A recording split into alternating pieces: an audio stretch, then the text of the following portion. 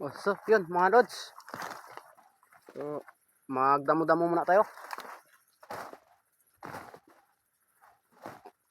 Taniman natin ng taniman natin ng pangpayaman, idol.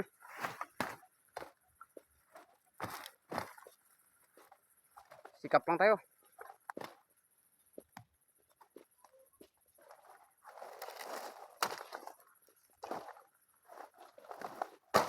So, maraming salamat po sa tulong sa akin. Yun, magdurok muna tayo, durok. Para malinisan yung tanim natin ng gulay ba. Wala na tayong ibang mapagkakitaan kundi gulayan mga idol.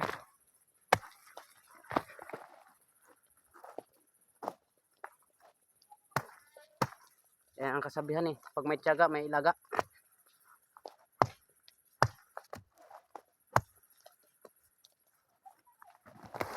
Uy, buka.